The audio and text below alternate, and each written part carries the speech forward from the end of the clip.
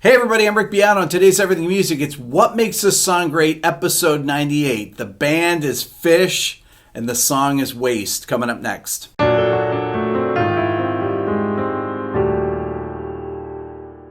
couple weeks ago, I noticed on Trey's Instagram that he had posted a video of he and Paige doing a duet of the song Waste. Now, the song Waste is off Phish's record entitled Billy Breathes, which came out in October of 1996.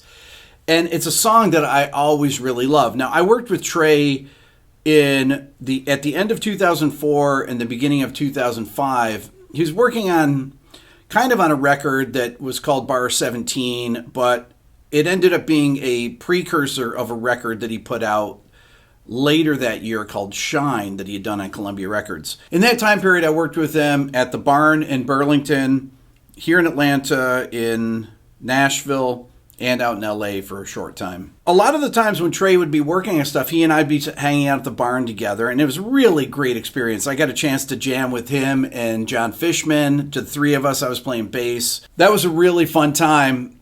And the thing I liked the most was when Trey would just take his acoustic guitar and play songs. I remember him playing Waste, where I was just sitting there 3 feet away from him, playing his acoustic guitar, singing. He would sing songs and do things like that all the time. That was a very, very cool time. So when I saw the video of he and Paige sitting out there playing, I was like, oh, I got to check this out. And the first thing I noticed was how good it sounds. And I thought to myself, wow, this sounds really different than the original. And then I went back to listen to Billy Breathes, and I realized that it's down a whole step on there. So he's got the whole guitar tuned down on the original recording, but on this one he's tuned in standard. He's actually tuned in drop D, and which is a whole step up. And it's interesting because Trey's voice, to me, sounds even better.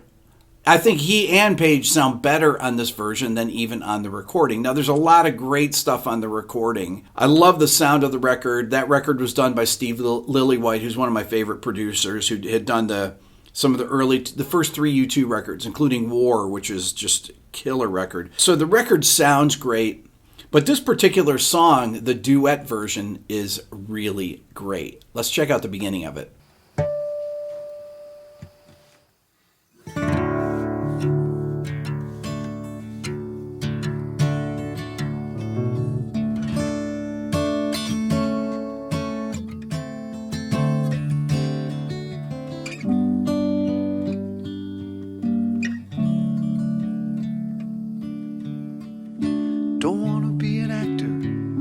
Pretending on the stage. Don't want to be a writer with my thoughts out on the page. Don't want to be a painter, 'cause everyone comes to look. Don't want to be anything where my life's an open book. The first thing you'll notice about this is the chord progression. This is really a classic, almost Beatles type chord progression, where it starts with a D5 chord, then the D drops down to C sharp and it becomes D major 7, and then down to D7, and that becomes a 5 of 4, which is going to go to 4, and then he plays this. Then to the 4 chord, 4 minor, and then to the back to the 1 chord. And the melody follows along with the chord progression perfectly. He starts on the 5th, A, na, na, na, na, which works great on that chord. Da, da, da, da, da, da, and he goes to that suspended da, da, da, da, da, to the 3rd, right? Then to the root da, da, da, da, of the G chord. Da, da, da, da, da, da, da. So 5th, 4th, 3rd, 4th. Total chord tone melody with a couple scale passing tones. Perfectly constructed melody for this progression. A dream, it's true, but I'd see it through. That section there is the pre-chorus when it goes to the 4 chord. A dream, it's true, but I'd see it through. Then to the chorus.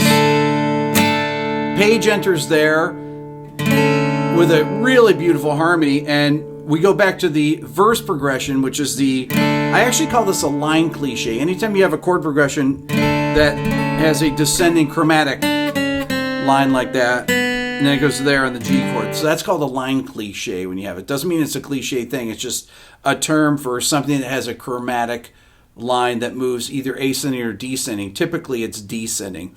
Let's check out the chorus here. If I could be wasting my time with you. What I really like about the chorus here is the way that they stagger the entrance. Page actually comes in after Trey begins the chorus, right? So, if I could be, and then Page, if I could be. So Page walks right up to the major 7th on the D major 7, and then drops down back to the 7th B, and then they go into thirds, wasting my time, and then they split off and Trey by himself, with you, down to the root. Beautiful. And then on to the next verse. Don't wanna be a farmer working in the sun. Don't wanna be an outlaw always on the run. Don't wanna be a climber reaching for the top. Don't wanna be anything where I don't know when to stop. There's a really cool thing that Page does in the bass when it goes to the minor 4 chord. So he's like,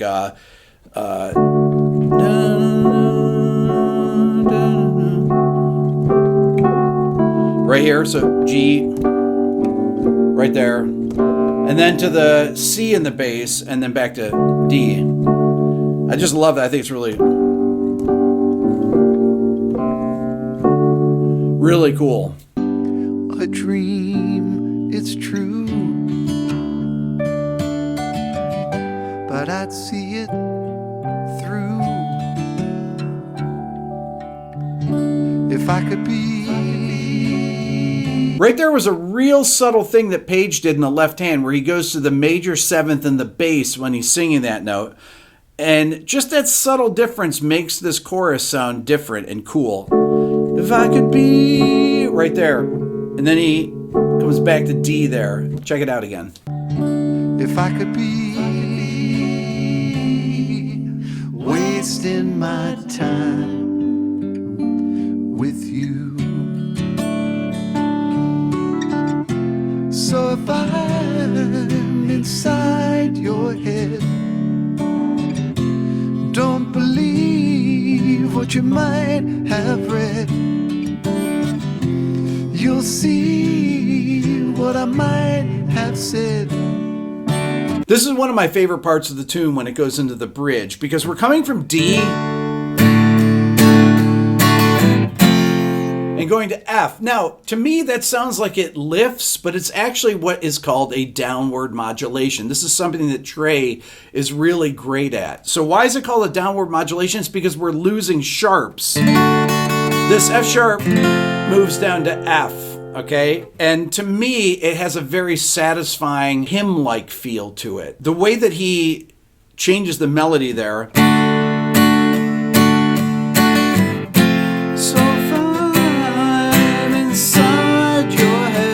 Also, that G over B, inside your head, works perfectly with the melody. So you've got from the 5th of the F, so far, to the 3rd of the C, then walks down to the root, inside to the 5th of the G, your head, then down to the 5th of the D.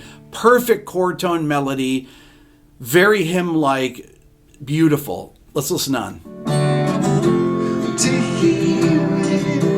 Oh, beautiful right there. So he goes from the F to hear it and lands on the 9th of the C chord right there before we go into the chorus part. Waste your time. And this time they bring in the A minor. So it's G, A minor, C. With me. And every time that comes around at the last part of the chorus, to me, it's so satisfying when he lands on that 9th. Come waste your time with me.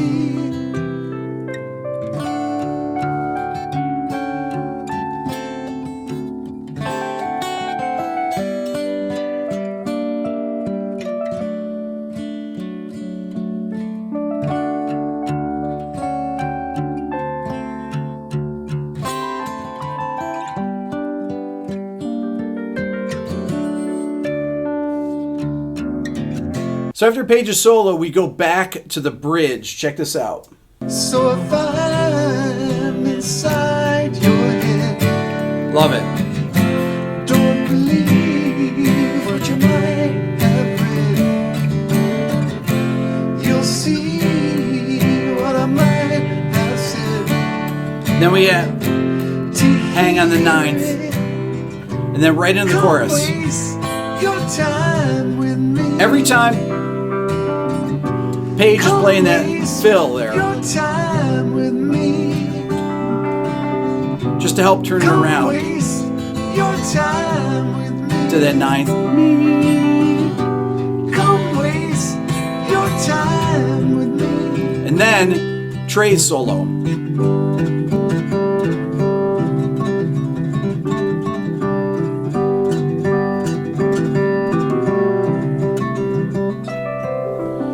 So one thing I want to talk about is that Trey is such a great acoustic player, and he has great time.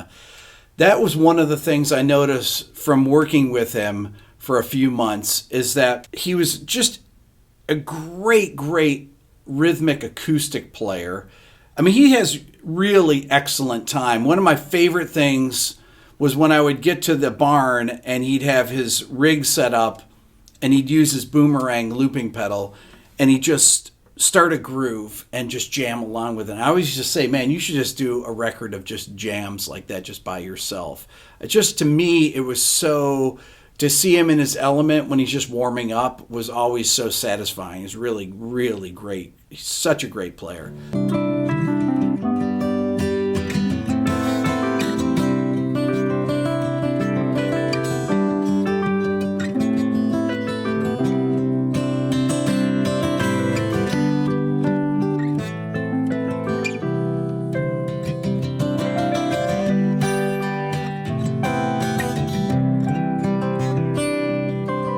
I can just listen to this all day. I love when they're just vamping on a few chords like this and jamming out. It's so satisfying to hear, and you can hear that history, the 30 some odd years that those guys have been playing together, that they are just connected with it. It's really great.